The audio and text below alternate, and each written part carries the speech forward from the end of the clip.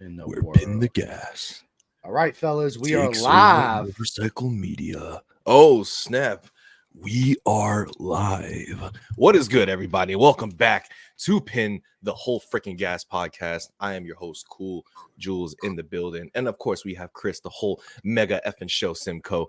And look what we have here today. Yes, sir. I don't know. I just want to enjoy this moment real quick. We got my man Kid Chaos, Cam, and with the official Pin the Gas nickname. I hope he likes it because this nickname is actually kind of near and dear to my heart because it's one of my favorite things. My man Fire Fist Ashton Yates. What's good? I actually want to refer to him as Fire Fist Ash from now on. Okay, Fire Fist. Fire Fist Ash. You know how I came up with that name? I like it. So I don't know if you guys watch anime, but One Piece is one of my favorite animes of all time, if not my favorite anime. And there's a character named Fire Fist Ace that was able to eliminate a whole army with just his two hands, with just flames. Like it was insane. Like the scenery of that was just insane. He was able to just obliterate a whole freaking military army with two flaming hands. Like Fire Fist Ace, Fire Fist Ash made perfect sense. So fuck it. I was like, let's run with it. Okay, I like it. You hear the passion in my voice. Absolutely. But what's up, you guys? How we doing, man? We got Kid Chaos, Cameron Myers, Fire Fist, Ashton Yates. What's good? How you guys feeling? Oh man, we're good. Just hanging out and got Cam over doing some training stuff and yeah, man, just on a little break right now from the Superbike stuff and not this weekend, but the next headed into Pittsburgh for the next Moto America round. But right now, just kind of a little off time and hanging out with my man Cam. That's right. That's right. So yeah, why don't you tell everybody, Ashton, how you and Cam actually got to meet and got together? Yeah, so I mean, I did a lot of riding out at the Ham compound and even lived there for a little while, and I meet a lot of people out there, and people come out there and watch me ride and stuff. And Cam came around one day. He was actually from Dublin, Georgia, and was real interested in it, and he wanted to learn. And I had a bike out there, helped him out, showed him. He actually was kind of a natural when he got on it, rode around and got a feel for it. It's a little different than riding in the dirt and stuff. I think he's had a dirt bike before, but and he got him a set of the leathers eventually, and yeah, we got him on the bike and got him rolling, and he still has interest in it and wanted to start racing, and yeah, I've been down to help him out, and he's loving it and getting better and faster, and it's cool to see. Yeah, I mean, and what a mentor he has, right? I mean, dude, For you real. couldn't I was ask about to Cam. say, like, holy Dude. crap. Dude, how special are you in this world, man, to have Ashton Yates as your a riding coach, man? How does that make you feel? Dude, Master and Commander. It's like, I don't know. Me and Ashton, we kind of clicked, like even off the bikes. Like we had some in common, you know. We would always talk, and we got pretty close. And then I started wanting to ride too, and then it was just like, oh yeah, Ashton does this professionally. He's going to be a good coach, mentor, whatever. He was down, I was down, and we did it. So it just happened. It's amazing. I wouldn't trade it for the world. So it's just like it was just like an organic connection from the jump. It was like nothing forced. It just everything just kind of fit into one place, huh? Yeah, Cam's dad had some weird experience. I think he did some endurance stuff, and back when my dad was still racing, they might have came together at one point, cross paths or something, I think. But yeah, so his dad knows all about it, and his dad's kind of been helping him along as well. So, and yeah, I'm there, been helping him out also. So we're gonna keep rolling. Ashton, this is your second year on Superbike. Correct me if I'm wrong. That's right. Yeah. Second year. All right. What was like we were talking about this a little bit before we went live. what are the jump shift? It definitely was a jump shift coming from the CBR 1000, a stock CBR 1000, going to a superbike BMW. Not only are you transitioning classes, but you're transitioning to a totally different platform. What was that like initial adjustment like last year, I guess, or this year in comparative? Yeah. So this year's, I mean, not a whole lot's changed because I'm on the same bike, pretty much same team and stuff, and same group of guys. So, but last year, yeah, when I jumped on and started Superbike on this actual Superbike, it was different, but I felt like I was ready for it. I was the youngest Superbike rider, but just to be out there with like Petrucci and all those guys, and I had a few solid finishes. I think 3 6th place finishes, and Yeah. mostly top 10 last year, and was pretty happy with that. And got to mix it up in the front a little bit when it rained and stuff for those guys. So, The ultimate equalizer. yeah, as far as the bike, I mean, the bike, super bike is a better bike. You know, it's a race bike, more of a race bike, so from the stock bike. But yeah, I felt like it was kind of what I needed. I needed to step forward in the superbike class, and I'm a bigger guy, and I'm ready for it. So, and we're still learning this year. You know, same team, the Shyby Racing guys. I got a great team under me, and happy to be working with them still. And I've got my dad in there too, kind of as the crew chief, and my grandpa still hanging out. And Steve and my dad, and Steve's a really knowledgeable dude. And to see them kind of bounce, he's been around a while also, since back in the Superbike, AMA Superbike days. So Yep. to see them work together is kind of cool. And yeah, we got a good little program going on, and we're hoping to keep it going into next year. So Yeah, because I could only imagine the wig splitting feeling coming from like a stock to a super bike, like, you know, kind of like transitioning from just like for a normal a street squid like you know, going from like a Japanese bike to like a European bike. I'm pretty sure sitting on a BMW and riding it for the first time, you were like, like, I don't know, like, holy, this is phenomenal. But what year is that BMW actually? Because that's not the newest one, right? no, it's the 2018, I believe. Yeah, we've been kind of waiting to get the new one. Right now, we have a pretty good package. We got a couple bikes and a lot of spares with this old bike, and it's a decent bike. And eventually, the plan is to get the newer race bike. We're just kind of waiting for everything to iron out all these issues with the new bike that the teams are having, and trying to make sure we start off, you know, ready to go and not have any issues and stuff. But it's going to happen here soon. I don't know exactly when, but it's going to happen. So, but yeah, no, it's yeah, definitely. I think the first thing I noticed on the super bike was just the handling is a little bit different, and the electronics. Obviously, you got the electronics and all the data to look at. And when I rode the stock bike, I turned everything off. Like I was running traction control, no wheelie control, and that's kind of how you got to ride it. And it took me a little while to get used to electronics and stuff, but it's definitely faster. I feel like in a way once you get it all dialed in. So. Oh, dude, for sure. And the fact that you're still like accumulating points on an older platform and running with the fast guys time to time, it seems to me it'll definitely be a competition shaker once you get the package that you guys are really aiming for.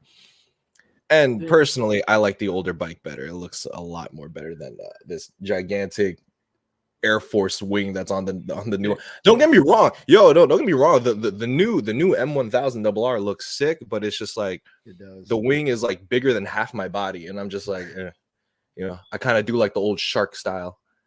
Yeah, it's I don't Just know. put some wings on that one. Put some wings on that one, and then call it a day. You know what I'm saying? About it, just messing around, but Yeah, no, I mean it's a good bike. The one I'm riding is a good bike. Like I said, it's the best thing I've ridden so far. So, but you know, these guys are ripping on the new one, and the Tyler's team's doing is pretty successful, and I'm pretty confident. You know, I can be up there in the front if I, you know, if we had a little extra, or, you know. So, but yeah, it's gonna happen, and can't wait for that. So.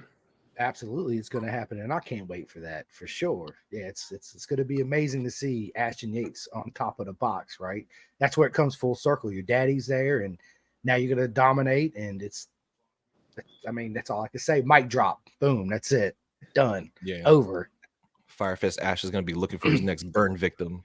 That's I it, swear. burning them up. Now, Cam, what was like the fastest bike that you've ever ridden on track? On track. As of right now, I think it's the 150R. I mean, I've ridden 450s off track, like stuff like that. I've ridden those bikes before. I mean, I've ridden a 400 off track, not on yet, but I mean, yeah, 150R on track for sure. You know, 150R is a weapon by itself, It is. right? It really is. It's a weapon. Bike. Yeah, it's a great bike. For I, sure. I don't know if it would support something like me. I mean, I got the weight of a pro wrestler, so I don't know if it. Oh, it'll support you. We just throw stiffer springs in it. Dude, You'll be good to go. I'm 6 feet tall, 235 pounds. You know what I'm saying? Freaking That's heavyweight all right. out here. That's all right. I was listening to the Bison Carruthers pod for as long as I can actually listen to it. But it was it was the one between your dad Ashton and Aaron, and you guys were like talking about the weight differences and how that affects performance on the bike, and y'all brought up Scott Redding and all this stuff. Aren't you yourself kind of like a bigger stature guy? I've never seen you in person really, but like I remember you guys were like talking about it a little bit. Yeah, so I'm like 6'2", around there, and yeah, like I mean I weigh like 170, 180 now. So yeah, I'm a bigger guy for sure. But my dad, you know, is a bigger guy, maybe an inch or two shorter, but he was a thick dude, pretty built guy. You know, could wrestle the bike around and stuff, and I think at 175 might have been the lightest he ever was or something. So yeah, I mean, it's when you get up in the superbike class, it's not really as big of a deal. But yeah, I mean, you got all that extra horsepower. It's kind of not as big a deal as it is in, junior clutch and stuff. So Right. Sport, but imagine we'll give you 1 horsepower per body weight. Yeah, right. So as far as the electronics on this BMW, was it like confusing when you first jumped on it from your super stock machine? yeah, it was pretty different. I mean, the newer stock sport bikes come with like a TC wheelie control setting usually. But I just turned it all off because it was just it doesn't work that great. And but my super bike is actually older electronics. It's the newer BMW's race team.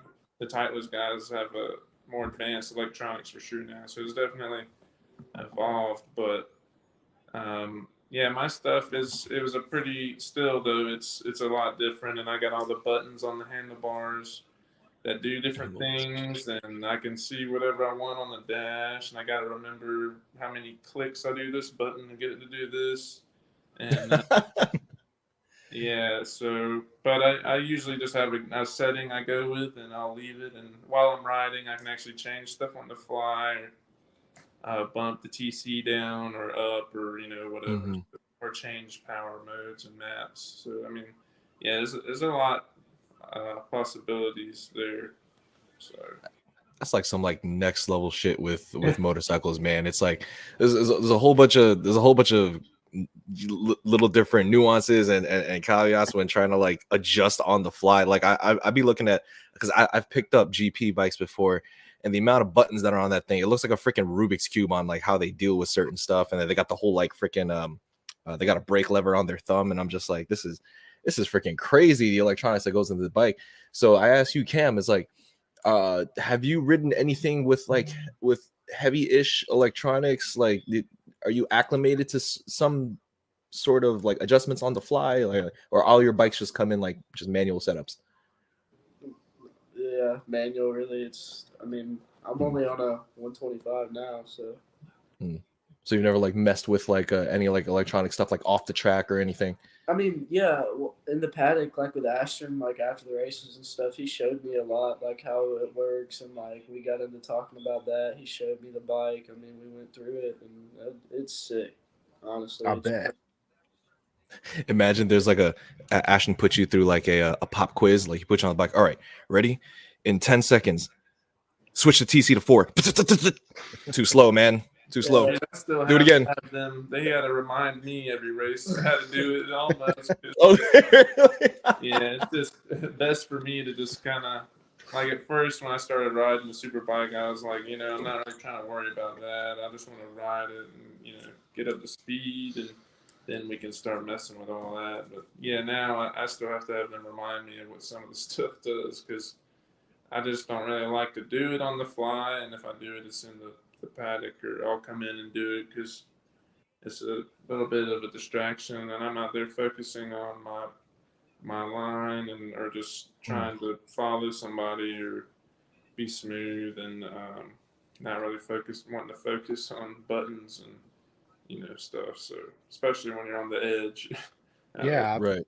I bet, man. I bet I can see where it could get confusing, because you got, like you said, 80 switches on there, and you got to hit this one once, this one twice, and try to pay attention to what your dash is saying and the rev limiter, and man, you got all this stuff going on. I feel like you, right? I just want to ride it. Just take it all off. Let me go out there and see how it feels, and yeah, I'll come back in and we'll go from there. Yeah, just eliminate all electronics and just straight up skill for skill racing. How about that? Take the aero packages out, take the electronics out. Yeah, that's how it should be. I agree. I agree. Just freaking rip it. So, because we're out here doing like GTA cheat codes, up, left, right, down, X square, up, like, because I be watching like riders' point of views, and they're just like, and then they're like in like freaking 60-degree lean angles. I'm like, yo, what is this? That is crazy. Pretty sure everybody's played video games growing up, because there's no way their thumb moves that fast. It's crazy. Yeah. And the GP stuff is even like another level, it seems like, too. Like, I don't get it. Yeah, that's crazy. Freaking Simon Crayfire was breaking it down on one of those. Okay, so this yellow button here is you're supposed to go right there, and this adjusts the bike. And I'm like, dude, you lost me there, bro. Rewind the video. Speaking of game, do you guys like game at all? Yeah.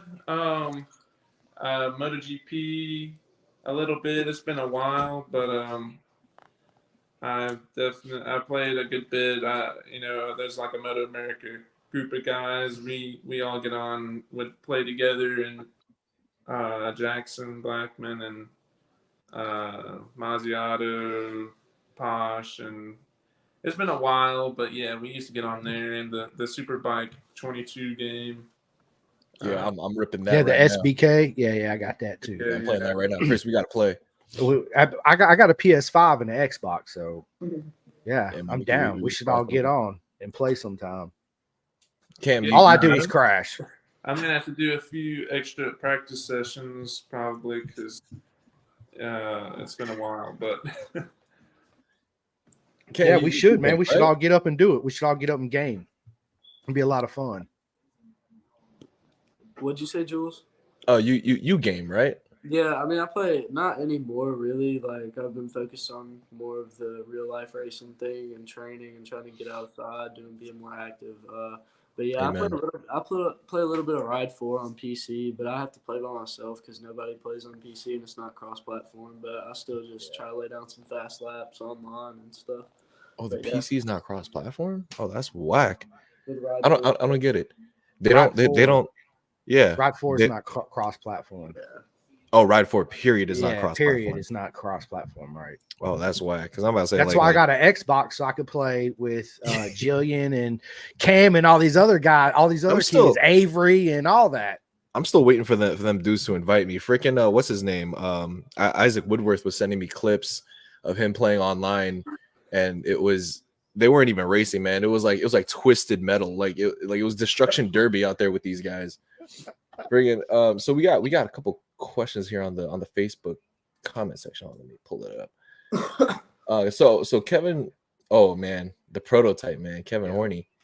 What's up, guys? Huge fan of Yates. Will any of you be at the pit for the endurance? That's this weekend, I think, isn't it? Yeah. Nah, bro. Yeah. No, I don't.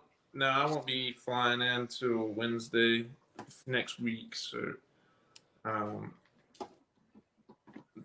yeah, I hate that I'll be missing out on that, but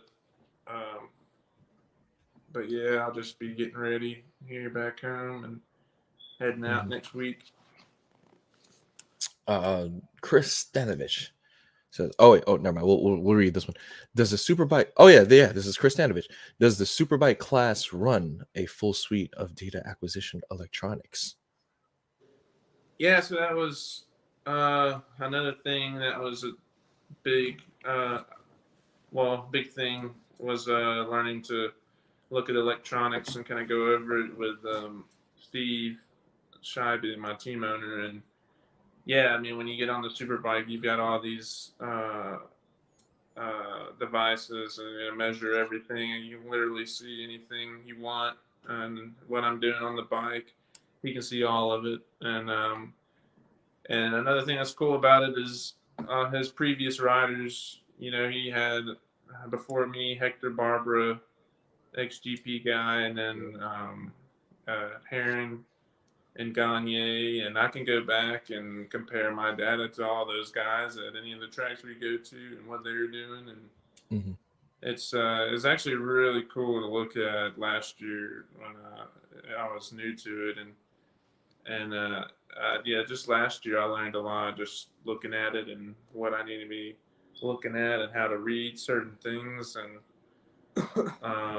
it's pretty crazy what all you can see from all that stuff, and it's wild that he can literally see what I'm doing every lap, every second of the race or session and stuff too. So if I tell him I tuck the front in this turn, and he can go in there, oh yeah, I see it right here, you did this, and holy crap. Yeah, and actually at Brainerd turn 2 in qualifying, the really fast turn 2, I think we're like 130 or something flying around that right-hander. And I hit a bump and I took the front for like, I don't know, it seemed like at least half a second or something. And I kind of saved it, and then it came back, and he could see that. And he was like, yeah, that was a oh shit moment for sure. Yeah, I bet. Yeah, it's wild. The data stuff is pretty wild, kind of cool. I bet it is, and learning how to, just because all you see is different colors and all these squiggly lines, right? You're like, I have no idea. Like, this is your throttle, this is your brake, this is blah, this is blah, this is blah, and then ride it, motherfucker. Right. I'd be up there, Ashton. I'd be the rider. I'd be up there with my phone recording him while he's doing it. I was like, okay, keep talking. That way I could at least go back and study it, right? Because I would forget. Yeah, for sure. It was helpful for me. Also, my dad was kind of around during the time they were developing that stuff, and he knows how to read it all too. And I gotta say, I'm pretty fortunate. I feel like to have the group of people behind me that I do, and so good stuff. 100%. Do you have any teammates currently in this season? Not this season. Rider. For Steve. Right. What was that like experience like working with an XGP guy like Hector Barbara? Like was there any like advices that like he gave you that you took away and you were just like, you know what? It could be really hard to kind of understand that guy. Honestly, I mean, I met him only a handful of times, but with Steve, when Steve worked with him, he said he was kind of hard to work with because I could only imagine. the language barrier there, and he really was very particular on how he wanted the bike set up, and it was just kind of hard for him to relay those feelings, I guess. But no, he was a really cool dude, and last year was his last final year Moto America. He was actually on the Tyler's team last year, Yeah. moved from Steve's team to Tyler's, and then I was on Steve's bike, and I got to ride around him a good bit, and wasn't really far off, him in most of the races, and he was on the new bike. So he told me well, I remember one race said, yeah, very good rider, you very good rider or something. And that's all he has to say. Yeah, so he's a cool dude, and yeah, it was cool to hear that from. I grew up watching Hector too, MotoGP stuff. So pretty neat stuff. Yeah, it is. Absolutely. What Kind of did you? messing with the Sorry. paddock. Yeah, me too. Do you still watch any moto? I mean, obviously Moto America, British Superbike racing, or MotoGP or anything like that? Yeah, all of it. I try to. This year I haven't been keeping up with the British Superbike as much, but yeah, like MotoGP. Actually, World Superbike is kind of what I've been keeping up with the most. Oh yeah. Yeah, so the GP stuff has changed so much, but it's entertaining to watch. But the World Superbike guys are kind of the guys that I can relate to the most, and just this, and there's some guy, a Gerloff out there, and I keep up with him, and then there's a lot of bigger guys out there too, and that are ripping. So yeah, I like watching Superbike guys, I guess, the most at the moment. You ever get to meet any of the like the big BMW riders out there? So yeah, I haven't been to like a World Superbike race since the last race they had at Laguna Seca. Oh, So, no, I haven't really spent any time with any of those guys over there. I don't think. Nah, even when Gerloff was over here, we raced against each other in Super Sport, but he wasn't. I never really got to meet him or hang out with him. But yeah, not any of those guys really. Actually, yeah. I was thinking like it would be cool if like if BMW the factory itself like reached out to like the American BMW riders like, yo, we're throwing a little party, come here, meet Vandermark, like you know what I mean, like that would be such an eye-opener moment for me. Chris Glandon says, Ashton, when you make changes to the setting, is it instant or is there a slight delay? I've noticed that my street bike, the settings changes on the fly. It takes a few seconds to apply to the engine and controls on my Aprilia. Chris, you trying to give me a ride on that thing, bro? What? Uh-oh. Let's see, where'd it go? Oh, there it is. This electronic changes, I'm guessing. Yeah. Does it happen on the fly or does it take like a little bit of time for the adjustments to kick in? Nah, with my Honda, it was pretty, like happened immediately, So I don't know. No delay for me. Yeah, I mean, and as far as my super bike, I mean, it's totally different, different stuff. But yeah, it's all pretty right then and immediately. Right then and there, right immediately. Yeah. As soon as I hit TC1 to 4, boom, it's done. I don't Could think you imagine if there was a delay? we want a delay there. Yeah, right. So, not who's your working. favorite World Superbike rider? Top right grass Garfield. Yeah. Go ahead, say it, man. I'm waiting. Oh, my favorite. It's tough, but yeah, I don't know. They're all. It's pretty cool to see the different factories battling together at the top like that, and they're all different riding styles. And obviously, Top Rack is a bigger dude, and the way he rides is more relatable to me, I think, and just some of the things he does, I'm like, yeah, he's getting it. So He he's gets it in there. Yeah, yeah. Yep. And Cam, Yep. same Johnny question. Johnny Oh, Ray sorry. though too. It's good. Yeah, I like Johnny Ray too. He's Unfortunately, aight. oh man, Johnny Ray's a beast. Are you kidding me? He's He's won how many aight. World Superbike titles? Come on, man. I know that's cool. He didn't but he's forget how to aight. ride. No, Kawasaki he just didn't. needs to catch up. That's all. No, he didn't. right? It's just top practice That's leagues it. better. It's unfortunate, you know. Jonathan Ray's time, old man, like you're screwed. So, All right, Cam. Yeah. That same question for you, buddy. Who's your favorite World Superbike rider? or rider, period. Honestly, I don't really watch World Superbike. I only watch really GP and Moto America, but yeah, I don't And anybody in GP, you're like, yo, I want to emulate this. What do you mean, like? Like you're like any of the GP guys are like, you're like that guy. I'm gonna try to do the shit that he does. Yeah, I mean, one day hopefully, but yeah, I really only watch GP. I keep up with Marquez and Pecco and pretty much all the GP riders. I like MotoGP a lot. Oh, so you're just like Chris, a general fan. He just can't single one person out. Yeah. Well, I mean, Yeah. Marquez is my favorite, like all time, Yeah. always will be, because he's such a hard rider, and you can tell his heart's in it all the time. Yeah. He's always going 100%. Yeah, he hasn't finished a race in like forever, but still, he needs to get on a different bike. I feel like Is it the bike, or is it Marquez? it's got to be the It's bike. definitely the bike. Yeah, It's for gotta be sure. the bike. 100%. Yeah, Okay, 100%. we'll remember that when he goes to KTM. Or But Gaston. listen, Ashton started to sound like me when he's saying who his favorite rider is, because I'm the same way, man. I'm like, listen, they're all good. They're all my favorite. I love all of them, and dude, I respect every love single Jack one Miller. of them. Oh, I love Brad Binder. Oh, wait, no, but Alex Marquez is doing great, so I love him. Oh, wait, no, Alicia Spargarow's doing good, so I love him. I was like, man, it's not that deep, but yeah, I'm I'm joking. just a fan, man. What can I say? I'm just a true fan. No, he's like that with Junior Cup. Holy shit! Like, Listen, yo, he cannot sing like.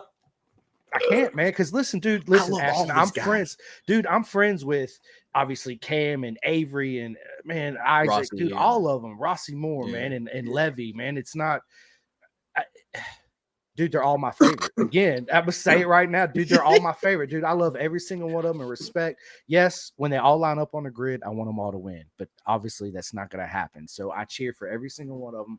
Just like they won, even if one finishes in 15th and the other gets a podium and one's in 5th or whatever, right? It's still Jules, all love and support. who's your favorite Junior Cup rider, Jules? I know you might say something. Yo, Put you on a Gotta spot, put it out because Jules. you were talking about Chris. Damn. Yeah. Damn. Listen, I love each and every one of you guys dearly. And how many people are watching? 9? I don't know. I'm okay. All right. Off the record. Honestly, I'm gonna go with the Belgian badass, bro. Levy Batty. That's fair. I love him. I love him. And God, it hurts to say I love all you guys. Like now I know why Chris doesn't single anybody out, because damn, man. But when it comes down to it, like I do actually enjoy like him duke it out like with all you guys, especially when he would have his battles with Rossi Moore, like that's like if it wasn't on a Junior Cup level, it looks like a generational battle. Like it really looks that close between them two.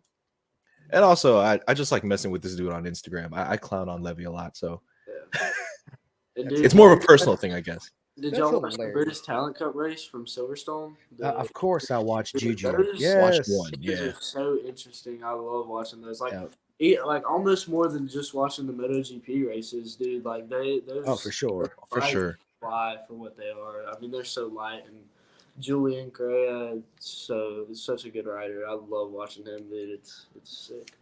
Yeah, he did amazing too, right? I mean, unfortunately, everybody knows. Well, they might not know, but yeah, he crashed in the rain. And then in the second race, he ended up 11th, I think, if I can remember. He was Right. fighting for third at first, and then I think he made a little mistake. He did. And Yeah. he got 4th, right? Oh wait, no. Those were there 2 races, right? Yeah, Those those two three. races. Yeah. The Oh, first those race, 2. Okay, all right. I think, Yeah. yeah. But I mean, that happens, when you're pushing in the rain. Ashton will tell you, so Ashton, what's it like? Let me ask you this: the feeling of racing in the rain, obviously, it's different than the dry, but how different? Because the rain tires are super good, right? They give you so much feel and feedback. Yeah, they can only be so good, He's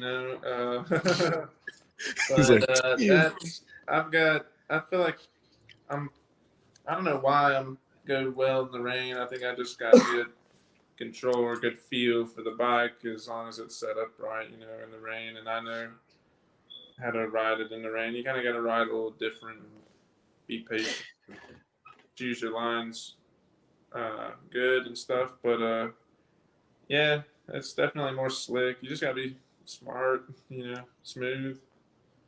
Um, yeah, don't push too much. this might be a lesser intellectual question, but when you're riding in the rain, is it more of does it come down to like fuck it mode where you just depend on your skills, or does electronics play a big play? A little bit of both. When I last year in New Jersey, when it rained, we actually all had rain tires. Started the race, and it was drying up, and I remember that. we were freaking sliding around, ripping the tires up, and I was actually like in fourth there for a minute, and had passed Gagne, and then he went back by me, and then we had like 3 or 4 laps to go, and it started raining again, and we shredded up the tires.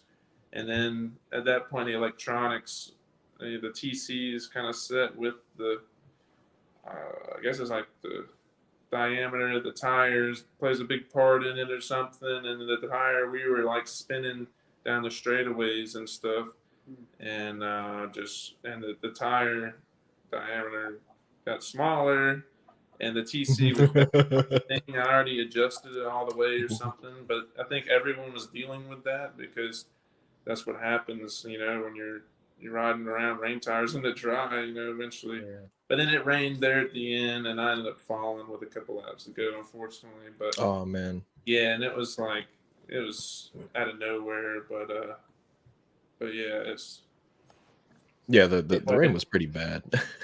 yeah. like we most of New Jersey.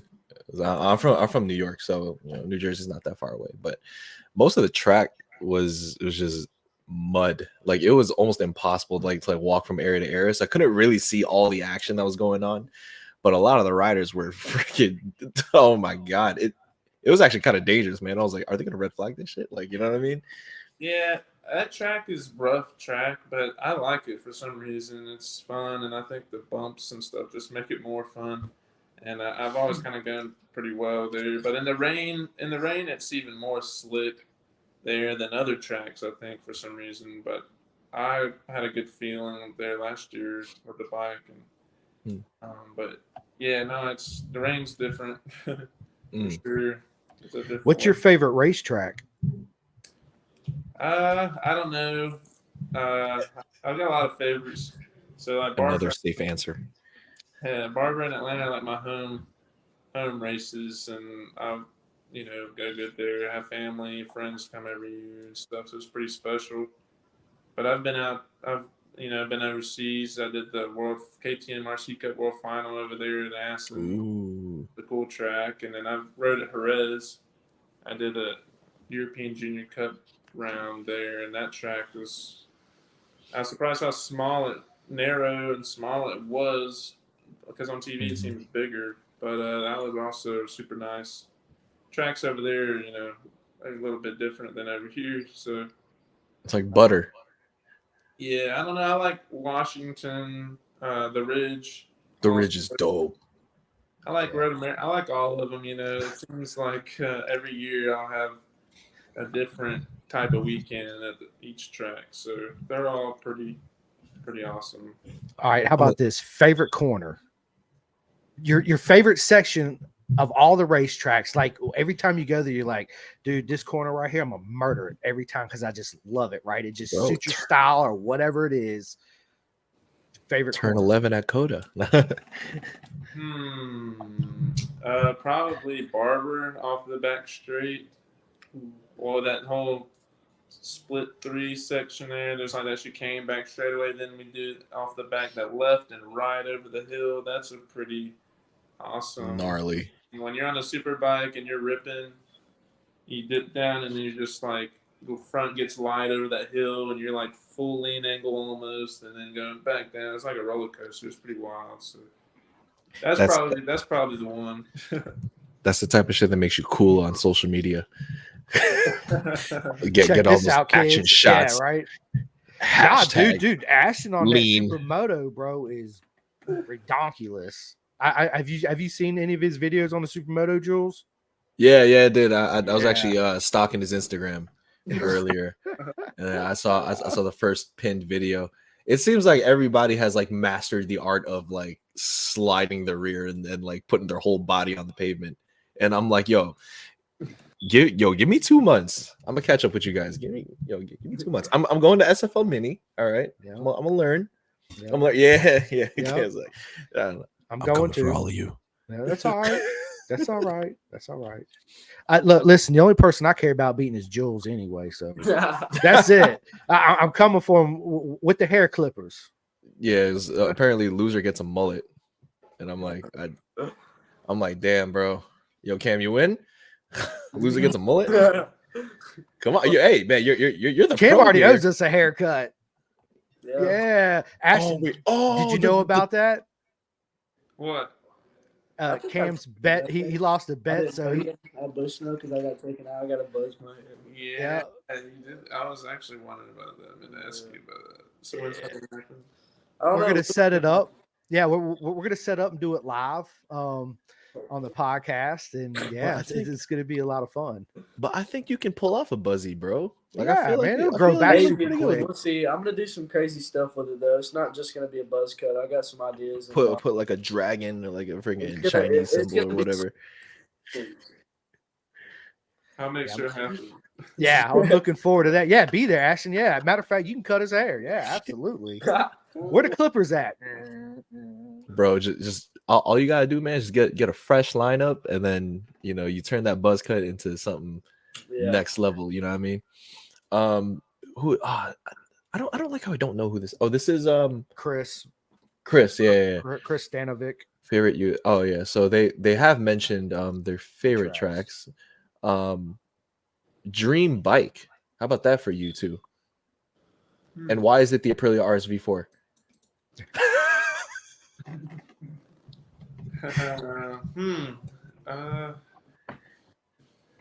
That's a tough one. What about you?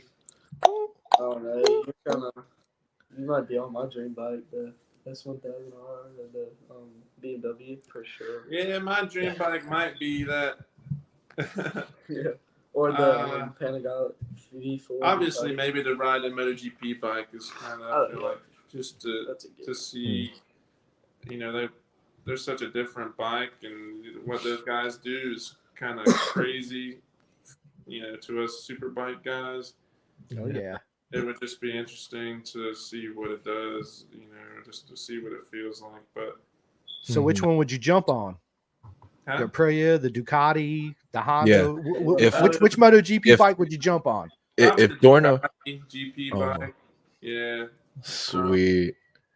But yeah, or also though, like a 500 GP bike. I've kind of always wanted to ride one of those. Oh, the little two strokes. Yes.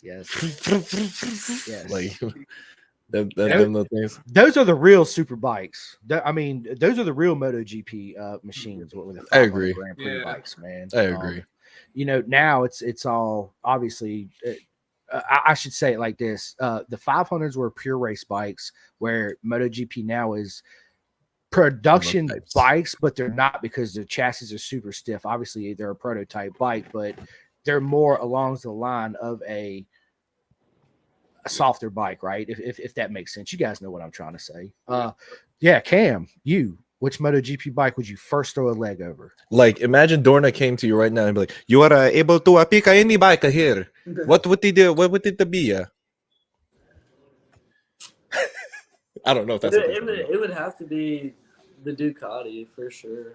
Like, I Man. mean, it's just, I feel like that bike is definitely the best bike there as of now. I would jump on the Aprilia personally. Yeah, I was gonna say the Aprilia, Yeah. man. That's a good one too. Yeah. Maybe that one. That bike actually. was so sexy. Yeah, I'm because sorry. man, it looks really good. It's dude, they stepped their game up, haven't they? Yeah, that is Look at you, true. Cam and Ashton, man, they've come. Dude, look at Espargo, right? Dude, last lap battle won the Yeah, race, freaking right? captain. Yeah, that's good Yeah. stuff. I've ridden the Aprilia there before street bike, whatever that thing's called. I forgot already. But Yeah, the RSV4. it was pretty RSV4, that's right. Yeah, I'm a it huge was fan. pretty wild ride. I liked it a lot. Yeah, so I'm sure the MotoGP bike, I think it's kind of based off their MotoGP bike a little bit. So yeah, I'd like to try that actually. Yeah. I'm telling you right now, it was literally the most terrifying bike I've ever ridden in my life. The RSV4 1100 factory. I was like, this is way too much. But it was crazy because I did the demo ride at Coda, and then the Aprilia instructor or demo ride instructor came out, and we were the first rides of the day, right? And then he looks at all of us. He looks at me. He looks at a couple of the guys and goes, "Yeah, we're gonna have a good time." And I'm like, "What does that mean?" I was like, what does that mean? And the roads around Coda are like, they're not the best roads, but they're very twisty, right? And some of them are pretty bumpy. And I was the only jackass that chose to demo the RSV4 1100 factory. Everybody else was on the R660, the Tuono R660, the Tuono 660, the ADV Aprilia bikes. So everybody had demoable bikes. I was the only jackass who didn't. So I stayed in the back and waited for everybody to go. And first of all, the clutch lever was like 2 feet away from the bar handle. So I was struggling with that. I almost stalled the bike. Like I was like, oh my God, this is my first time ever riding something above 1,000. So like first gear is like, oh, I'm like, okay, go. And then once the valve started opening up, I was like, oh shit, oh my God. Like I was freaking out. And then it started raining. And I was like, oh nah, bro. So and then mid-turn, the bike has a lean angle sensor, and it was pretty much telling me like, yo, you're not leaning it farther enough, pussy. Like keep going, because the bike was so stable. And on a straightaway, I didn't get past third gear. It was so terrifying. But I never wanted to get off a bike so bad. Like I was like, can we end this? Can we end this? But then by the end of the ride, I got off and I looked at the bike and I was like, fuck, I need me one. Yeah. No, I enjoyed it too. Dude. I read one. Yeah, it was I've some never next ridden level one. shit. I haven't ridden the Aprilia. Chris, RSV. oh my God, you Not have yet. to, bro. I haven't even ridden a BMW SR, but I've ridden a lot of other That bike bikes. is sickening. 1000s, like the CBR 1000 R, right? How many R's is in that 1000? Fireblade Man, come on, CBR. yeah. Man, but you know what, dude? They're all super fast and man, they all handle well, right? But I'm not fast enough to be able to tell the difference on them. Ashton absolutely is, and Cam, you know, you're gonna be a champ too, so I know you will. Oh shoot, we got D Rocket in the house. Dustin Yo. Coiner. D Rocket says, "What's up, Ashton?" What's up, Dustin? Yeah, Dustin's like ultimate shit talker 101. yeah, Dustin's awesome. Man. We love Dustin. He's so cool. Yeah, It's crazy hearing Dustin do his own podcast with you guys, and it's like one vibe, right? But then when he talks to us, he's like a totally different person. Like he's the ultimate shit talker, and it annoys me so much. What was there ever a time? Do you guys have like anybody on track that was like a complete like shit talker that's like like I want to choke you out? You know what I mean? Like towards me, Mhm. not really. Aw. I mean, Spill.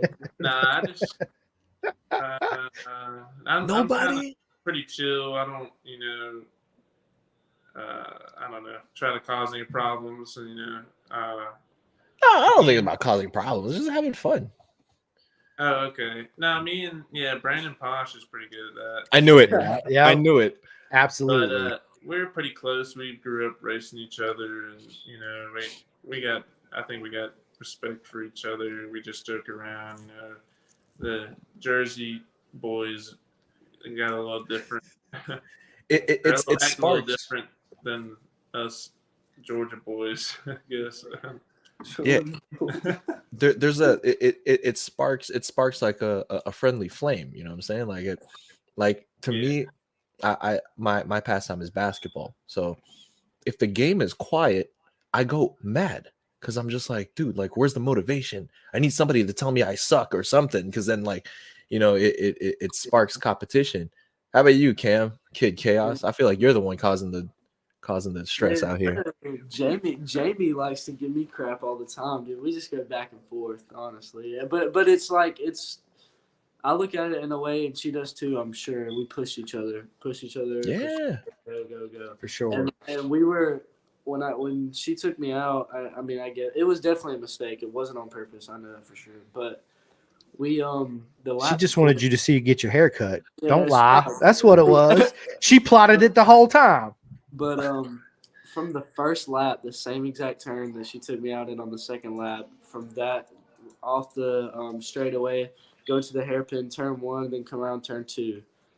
We made contact off the first lap. We were very tight racing. It was the most fun I've ever had though. Like it was so fun racing, like smacking each other the whole time. And then second go around, second lap. I was on a short rear tire all weekend, and that's another thing. It really I feel like it. I'm gonna be really quick with a new rear tire on because I pushed that bike so hard with that short rear, and it taught me a lot for sure. It showed me where the limit really is. But anyway, she kind of stood me up a little bit. Then we got tangled up a bit. I got pushed off the track, and then as soon as my rear tire hit the edge of the top, like the edge of the track, the very edge off into the grass, I lost the rear, and it just spun me out, and I fell. So but that was good. Me and Jamie push each other all the time. It's so fun. Yeah, that's awesome, man. Because Yeah, I'm that's I'm great. competitive by nature. Like my whole outlook on sports and athletes, like I'm a fan of like the villains. You know what I'm saying? Like I like people that like to stir the pot. So I'm a huge Conor McGregor fan. Oh yeah. I'm a huge I'm starting to become a Heron fan because the Heron like stirs the pot like a lot. So I'm like, I wasn't the biggest fan at first, but then when he started doing the things he was doing, I was like, all right, he's turned into the villain archetype. I've always liked the villains, Stone Cold Steve Austin. I love those guys. So if my personality on track, man, Chris, you gonna hate me that day, bro. We I'm like ain't a partners Spartan. that day. I'm gonna put that to the test. That's right. We I put the ain't helmet on. friends That's it. that We day, enemies. bro. I'm talking so much shit you don't even know. Everything cussing. God damn it. Blah blah blah. Oh, yeah. I'm gonna hit your I'm kill out for switch mid blood. corner. I'm out for blood. Hey, I'll be listen. like, You're not gonna be close enough. Or Yeah, Oh, you're not gonna be word. close enough. Word. All right, I'll remember that. Word, Yo, wait, baby. yo, let me lose like 15 pounds. Watch what happens. So D Rocket says, did Ash get his goon style from his pops? Wheelies back. Yeah, probably. Yeah, how much of your dad like influences your writing? Wheelies back in the day, etc.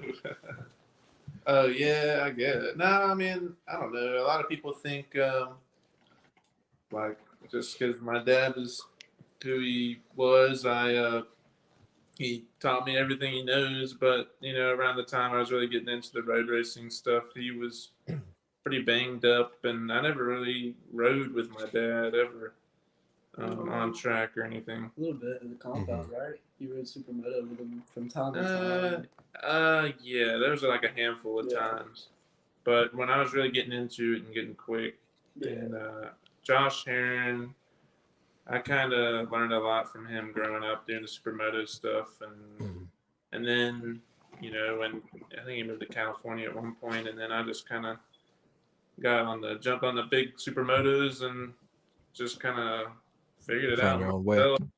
I did a lot of riding, like a lot. and then it was burning through tires, and I was getting running any tires I could get and just changing myself in like 30 minutes, and just would shred them up, sliding around, and that's kind of how I learned how to do it. And I'd like to do that more on the super bike, but I don't know. I feel like the bike I'm riding is a little bit harder to get it To slide. yeah, but it's all in the setup, and right now we have a good setup. I'm pretty happy with. So, but I'm Wait. definitely comfortable riding at the limits like that if I had to. But it's just what works best, the bike and stuff. So, What the hell is the flying drip kick? So the flying, yeah, the What flying is that? What shoot. is that? I don't know if I don't know if I were to do something like that nowadays. They probably would suspend me or something. What is it? What is that? Flying drip kick? Oh, my dad back, it might have been 2002. Okay. I remember. That's why I was laughing. Yeah. They- It was during the- epic, bro. It was epic. Yeah, he came together with another rider. I think he lapped like already 3 or 4 times in the 200, and I think was second was running down Malad, maybe. I don't know if that's right or not. But yeah, you just a little upset, for it to end like that. Had a few laps left, I think, or something. And back in the day, there's a lot of money on the line and stuff, and for it to end like that, he just was a little revved up, is all. He dropped And Dude, dropped Josie ran up and drop kicked the dude, bro. Wait, was like hilarious. off track or this- like on? No, on It was track. like they were. Oh, YouTube it. Yeah. Yo, what? Yeah, I'm about to look that up later. Yes. Y'all be watching too much kung fu movies, bro. This is Dude, it was awesome, too much pro bro. wrestling. Just Well, come up to somebody. Just Listen, it's just like, hey, Wayne Maxwell from the ASBK, Australian Superbike, he did that. Man, was it 2011? I have to go back and look, but some guy crashed and wrecked him out, and he literally got up off the ground, ran straight over to him, and just started punching him in the face. Well, yeah, obviously the helmet with the helmet on, right? And yeah, it was. how much damage can you do with that? Yeah, but still, it's just. But the drop kick, dude, still to this day was my favorite ever. It was so epic, bro. It was, dude, it was so awesome. Dude, I mean, like, I wouldn't try to like punch somebody in the helmet, but like that liver shot is looking sweet. Right there. Yeah, Jules, look at that link. Click on the link that Dustin just sent us the video. I could hold on, Dude, I let's wonder. see. That's what I'm trying to see how I could pull it up live Yeah, so we can where- watch yeah. it. No, you can, Chris. There's an option. I'm not the host. How do Wait, I do where it? is it? Yes, that's what I'm trying to figure out. Yo, Dustin, if you can, just message it to me, and then I'll see if I can pull it up. Because Dude, like it was if I do this, hold on, present. Oh, I can share my screen. Yeah, Chris. There's a share screen thing in the bottom. So the Under person settings? says who is man. It's Andrew Way. Andrew Way was pretty much saying like how'd you get comfortable with the backing in and stuff like that. I'm assuming it all comes with like the whole supermoto thing, right? Yes. Yeah. I mean, there's the supermoto grown up doing. Oh, I'm sorry, I had a phone call. No, you're good. Yeah, the whole supermoto thing really allowed me to kind of experiment. I feel like with that, and because I ran, well, just supermoto in general, but I ran shitty tires most of the time because I rode so much, and I just kind of learned how to ride on the edge and just how to do it. Practice makes perfect, I feel like, and you figure it out. And when you're riding on the edge and trying to go as fast as you can, it just happens natural. Yeah, that's pretty much it. I mean, if you're a big motocross guy, I feel like if you've got a lot of motocross experience getting into road racing, you might have a better chance, get comfortable doing all that too. But just practice. Wait, let me see if I can do this real quick. Yeah. Let's see. Can you guys see this right now? Oh wait, hold on. Oh, I don't think it's doing it. Never mind. No, because I think I found it. Oh yeah, no, pull it back up, Wait, Jules. hold on. Wait, was it working? Yeah, pull it back up. I gotta actually share it. Pull it back up. Is it working? Hang on. Do you guys see it? Yeah, we see Wait. it. Yep. There it is. There it is. Wait, hold on. Aaron Yates fight. Watch. Oh, straight drop kick, baby. Get him.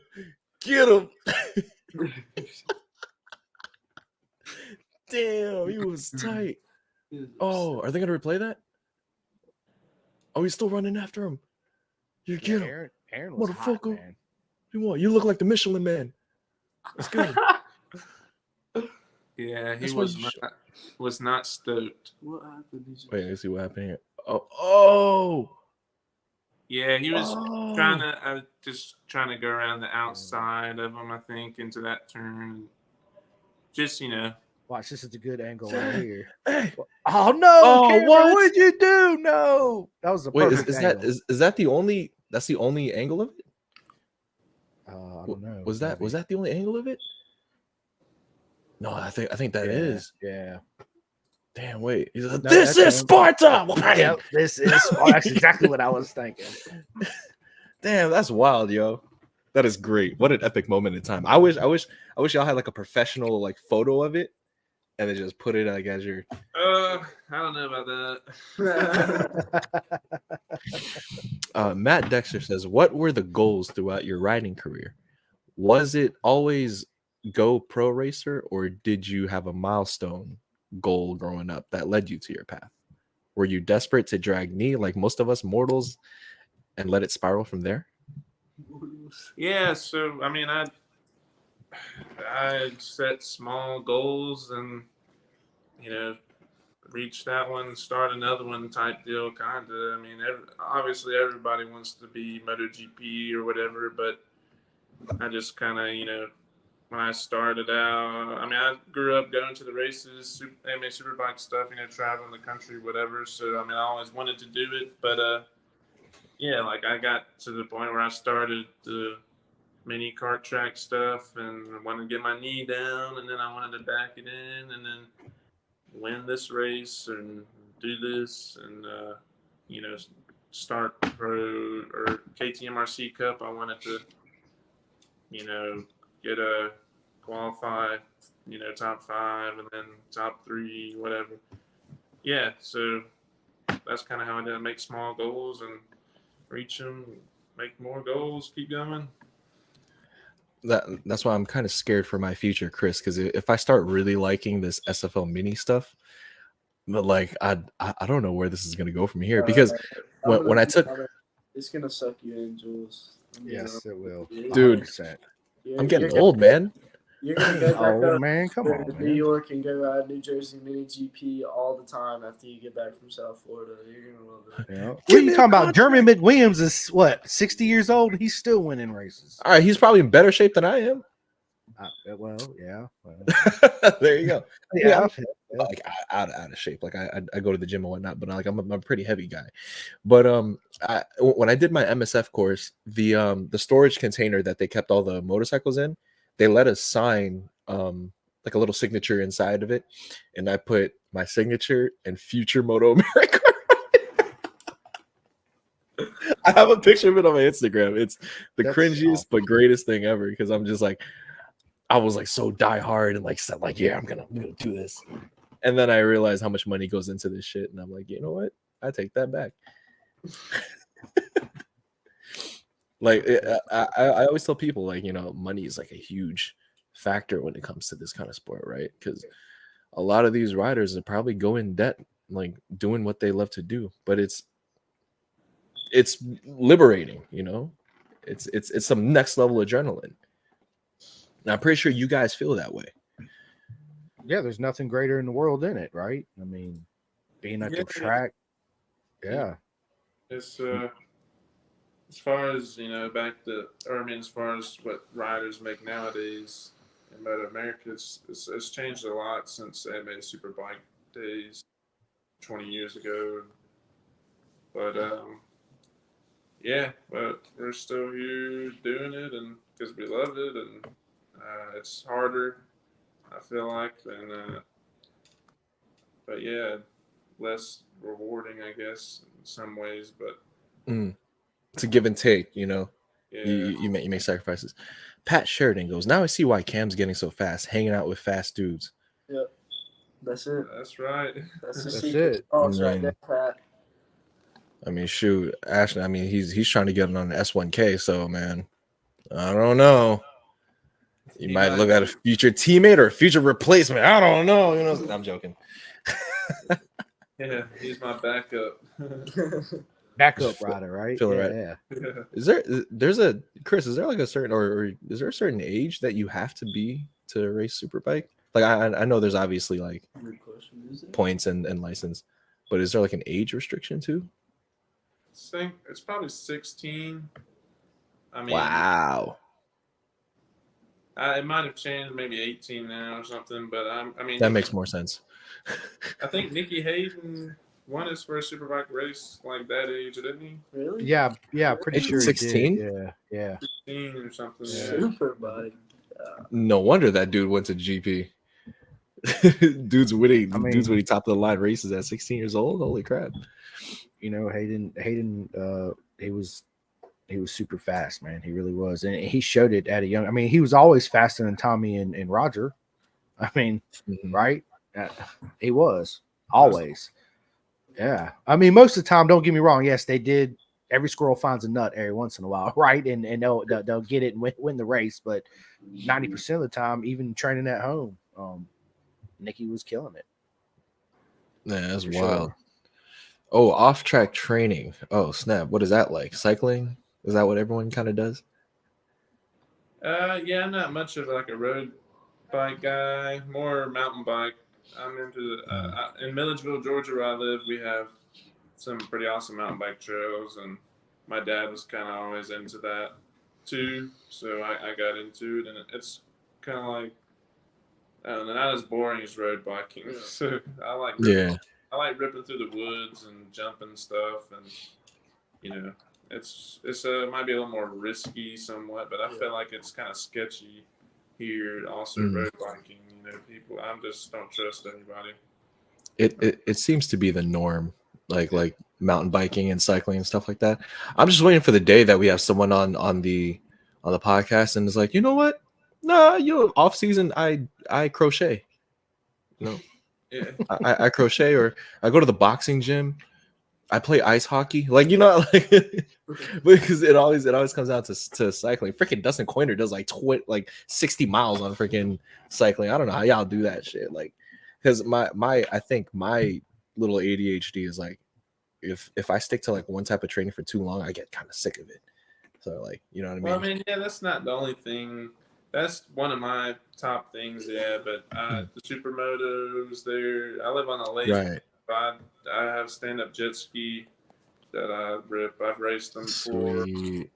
and just he's into wakeboarding, and kind of got me more into it too. So we do that. And You do those flips, Huh.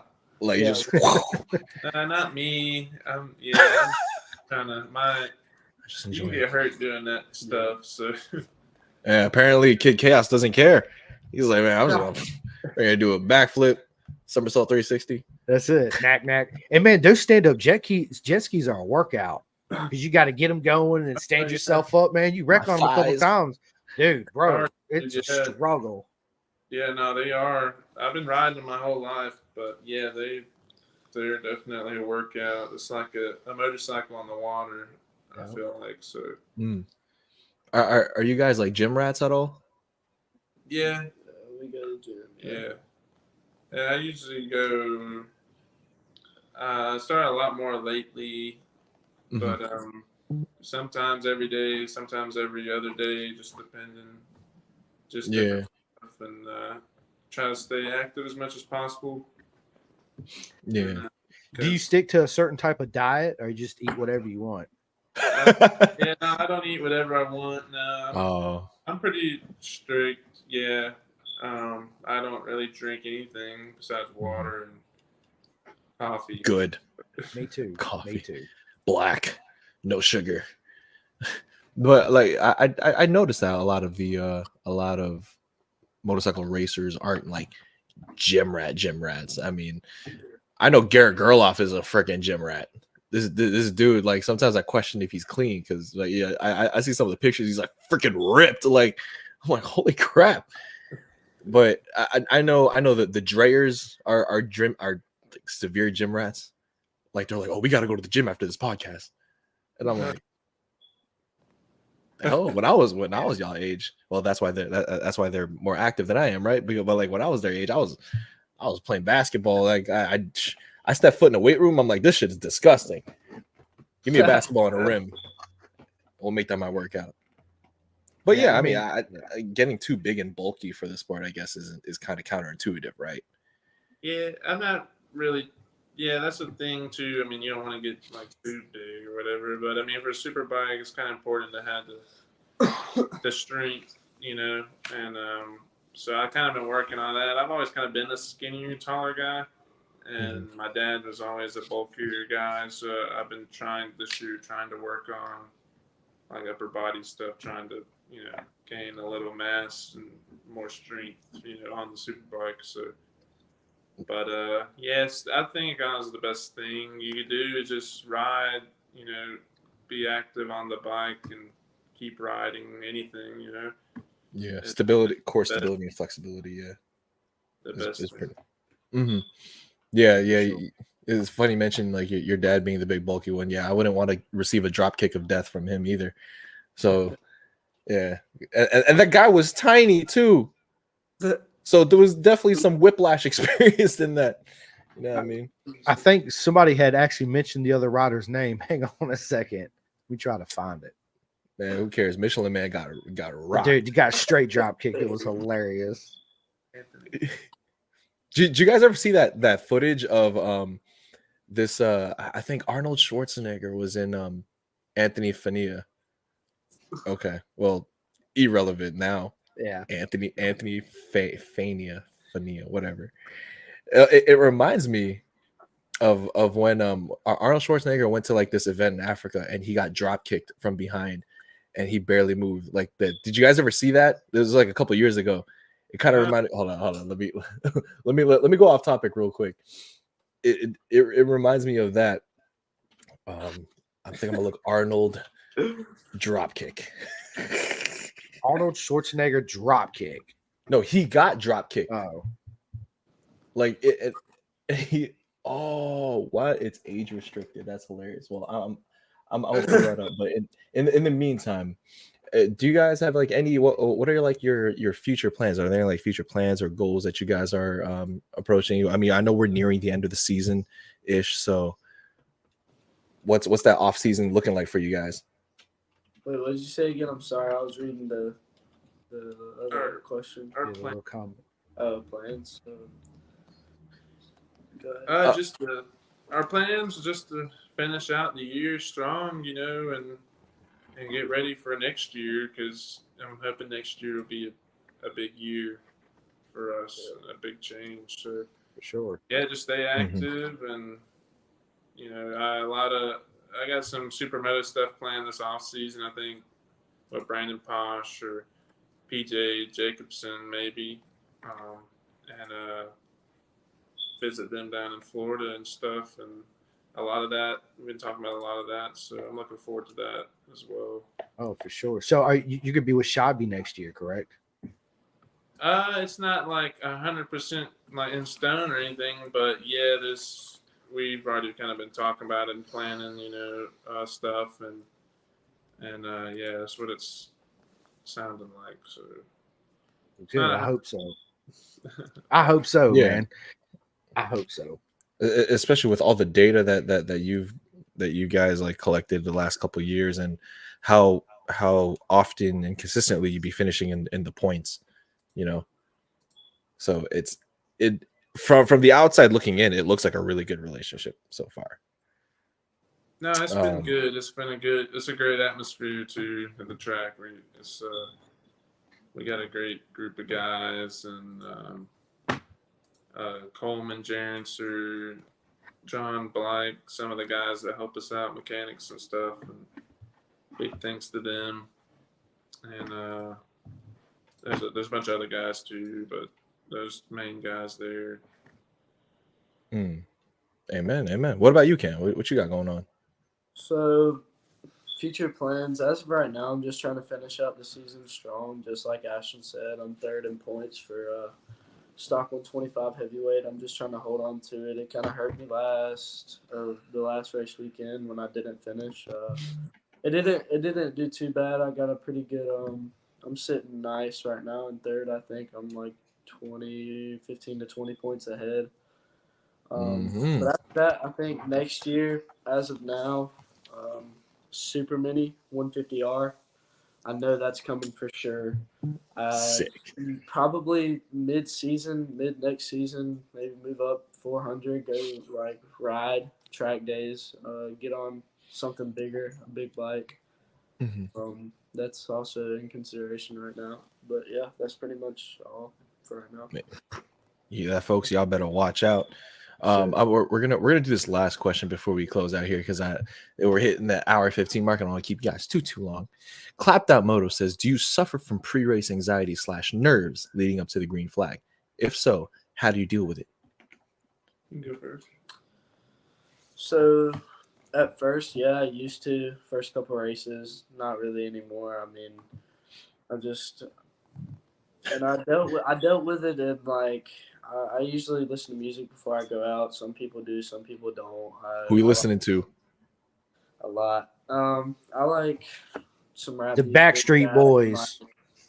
Shoot, I would. I'm a huge Backstreet fan.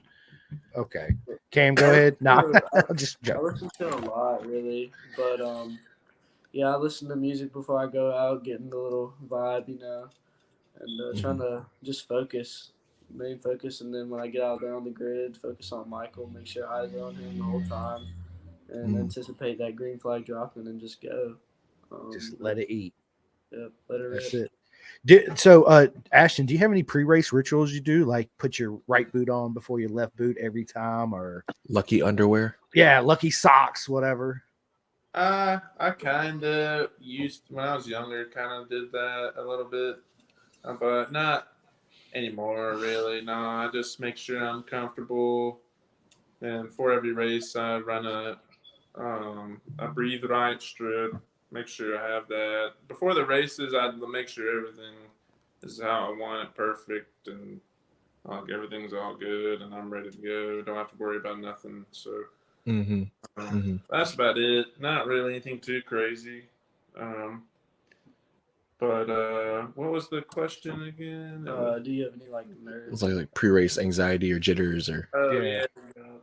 Not as much anymore. No, I've been at it for a while now, I guess. But So it's kind of like clocking into work now. yeah, the superbike guys is a lot of talent and experience, and I trust all those guys. I mean, we all trust each other pretty well, I think. Been racing against now most of those guys now for like over a year, and yeah, I mean, we all know what we're doing. I mean, we're pushing to the limit. Yeah, those first couple laps can be hairy, but it's not. It's just racing. If something happens, that's racing that happens. But that's how I look at it. But no, we're out there, we've all rode around each other enough to know, how each one of us rides and stuff. So what sketches me out the most is those mini GP races. If I go out there and I'm racing with those guys, and yeah, sometimes and they try to end your career. Yeah, so I gotta make sure I'm, keeping my space. That's right. A little bit those first couple laps in those little GP races, because anything can happen. But Well, yeah. we'll be looking like 10 duck-sized horses in unarmed combat, or just one horse-sized duck. I think the one horse-sized duck would do all right. Who would you take on it in a Mortal Kombat unarmed combat? Oh, Matt Dexter with the Yeah. hypothetical Freaking Matt questions. Dexter's Shout out to That's him. awesome. Shout out to Matt Dex for he's a clown. He's a great filmer. He is. He's Yes. awesome. He's the man behind the camera all the time. He's great. Yeah. He's, Oh, where I got to see his work. I watch a lot of Gray Fam, and I forgot what this other guy is. Ashton, he does a lot of your videos. Something Glass Media. Fast Glass, Dustin. Yeah. Dustin and Shakira. Yep. Yeah. I like his work. Oh, I actually have the. Hold on. Let me show Yeah, you Dustin's something. a good dude, good friend of mine too. He started out with me, kind of, got him going in the supermoto. When I did supermoto, he came over and took some videos, and I was like, "Dang man, you should be doing this." And Dude, some of my friends were like, "Dang bro, you should start. This should be your thing." And yeah, he's come a long way. So shout out to him. Yeah, his stuff is top tier. Oh, this is what I was talking about, you guys. So our little ex governor just chilling, taking pictures with everybody. Little event. Most of these people know who he is. Some of them don't. Got a fat watch. And then where we at? All right. The anticipation is building. For someone who has all that money, he's wearing an American Eagle shirt. Eh, But he's still yacked. Look at him. I like American Eagle, man. I know, but for someone who has all the money in the world and you're wearing an American Eagle shirt, oh, here it comes. Well, he's gonna turn around. I don't know what event this is, but boink. What was the point? Whoa! What? But if you see, he barely moved. Like he probably moved a half a step. Yoink. Dude, Wow. what was he thinking? It's like what was that? Like did he? Oh my god, that was What crazy. what was the agenda in the beginning? Like, all right, he's gonna be here. What? 3:00? Okay. I'm gonna do it, boys. I'm gonna drop kick him. That one had a little more power behind it than my dad's. Yes, it did. Yes, it did. But he didn't awesome. move. He was like like a mosquito bit him. Like it was crazy. But anyway, That was boys. great. So I'm gonna go ahead and close out the show. But before I go, is there anything you guys want to say? Chris, is there anything you would like to say, brother? I'm gonna let Ashton and Cam go first, and I'll go. Yeah, just where can we find you guys? Yeah, Like, yeah. Cam, You got Ashton, any projects that you're Instagram, supporting? yeah, all that good stuff. Yeah. And you can find me on Instagram, official.cam28, Facebook, Cameron Myers. Yeah, and I just really want to say huge shout out to you guys, dude. I love doing this podcast, second one. It's so fun. You guys are great. I can't wait to see you guys in person, hang out with you at South Florida race, or whatever I'll we be do there. in Florida. That'll be sick. Yes. And yeah, I love this little podcast. It's so great. It's different. Appreciate It's different, right? It's a different environment. Yeah. Yeah. Thanks for having me on, y'all, and both of us on. And is looking forward to see you guys later on in New Jersey, I guess. Yeah, I'll Jersey, be there in man. Jersey. Yeah. Right on. I'll also be there at Coda. Okay, right on, man. Yeah, come find me. Yeah. Yeah, thanks for I having wa- me on. It was fun. Nice talking to you guys, and do it again sometime. Yeah, Oh, for yeah, sure. man. Yeah, Maybe absolutely. sometime in the off season when nerves are a little bit more calm. I'm telling you right now, I'm gonna hijack one of them stripy shirts. Yeah, we need to get. Actually, I got some shirts if you want one. Yeah, Get absolutely. the shirt. I might hook you up with a shirt. Dude, Ashton, Bro, you got one coming. I'm what is getting this? getting We these got you. this week. I got you. All I'm gonna right, send you all that and some stickers, man, for sure. So right. so when we get off here, man, you already messaged me your address. I'll message you mine and Jules and all that good stuff. But listen, right. I want to say before we get on here, man, what an honor it is again to have Kid Chaos. And I become really good friends with everybody I have on the podcast. I always stay in touch and text, and man, it's a dream. But listen, what an honor to have you on, Ashton and Cam. yeah, I just don't know what else to say, man. Like I said before the podcast, I've been talking to Ashton and was like, dude, I got to turn my fanboy off because huge fan of his dad's Same, back in the yo, day. same. Yeah, Oh, for yeah. real. And obviously because I've been a huge fan of your dad's when you started racing, obviously I gravitated straight to you. And look where you're at and what you become. And I can't wait for you to be our next Moto America champion for sure. And in Jersey, I can't wait to see you. And yeah, we're gonna have a mega time. And you just let me know end of the season. We'll definitely get on the podcast. And everybody that watching, hang on before we get off here. I got to do the live giveaway because everybody that watches snap, and yeah. subscribes actually gets automatically entered in a giveaway. Let me figure out how to do that. How do I do share screen again? So you go down to present right here in the bottom next to leave studio. Present. I got you. Share screen. Yeah. I wish I'm gonna learn how to put music on the background. So like, snap your fingers, do your step. You can do it all by yourself. Oh man, yo, All right, you don't. You don't want to look at his porn history, bro. Like midget porn and whatnot. Yeah, get off there, dude. Who said midget porn? That is hilarious. I had to turn my fanboy off for Ashton and for Max Flinders. Like when we had Flinders on the pod, and we had it really early. Like we didn't establish nothing yet, but we had Max Flinders on. I was like, oh my god, oh Mike Cook. Did you guys see that? Yeah. All right. Yeah. Mike Cook. Congratulations, you've won. What did he win? Two Pin to Gas stickers. Our new ones. Sweet. Dude, I So- slapped one of those on my PC before I left. Came back here, I slapped that thing on there. It looks nice. I'll take a picture of it. Appreciate it, man. We gotta see Yes, Kid Chaos yes. in the back of your leathers, bro. Yeah. Oh yeah, for sure. On the butt patch, just go in there. All right. Just gotta And have fun and with it. you might have to go down a helmet size for this haircut. That Dude, too. my dad was actually telling me that. He was like, you should wait till like off season. You might actually have to put it down helmet size. I was like, yeah, maybe, but I mean, Listen, we can wait till the end of the year. That's fine to cut your swear. hair. But dude, Ashton, you're gonna be there, man. It's gonna be live. We're gonna do this live on the podcast, and we're gonna. Oh yeah. It's Dude. gonna be awesome. yeah, I'm telling you, you're definitely gonna look good with a buzzy, like You think? 100%. Because it's just a face shape. My face is too round, so like if I had a buzzy, I look like a thumb. But I think you'd be all right. Yeah.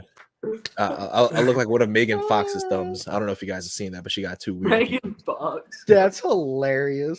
Yeah, it's mad disturbing. But anyway, like what Chris said, I really appreciate you guys having on for Kid Chaos Cam, Fire Fist Ash. I really appreciate you guys for joining and This chopping time, shop. Jules, I was excited because this is my first one with you, Jules, and I was like, yeah. Yeah, I the didn't get to do explosive it. personality.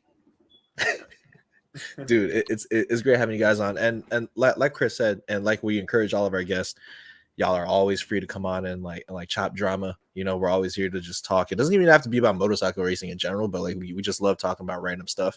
And I feel like I want to do more of these. You guys are actually the first ones that I've actually showed a YouTube video period and a YouTube video that had nothing to do with the podcast. So like you guys are y'all are the innovators of this stuff now. So you're part of that journey. And we're learning every day. So for everybody watching, thank you so much for tuning in on Pin the Gas podcast. We appreciate your love and support. Go ahead and copy yourselves a Pin the Gas shirt. Get yourself some stickers because we be selling out left and right. Leave us a comment. Tell us what you think. Subscribe to our YouTube channel. Subscribe to our Spotify. We're on every single listening platform. We're on Candygram. We're on Telegram. We're everywhere. All right. We're everywhere like a venereal disease. So definitely leave us a comment. Thank you again so much. Cam, Ashton, Chris, the Show Simcoe. I am Cool Jules. See you guys at the next episode. Peace. Hang on, guys. Stay on for a second. Hang on.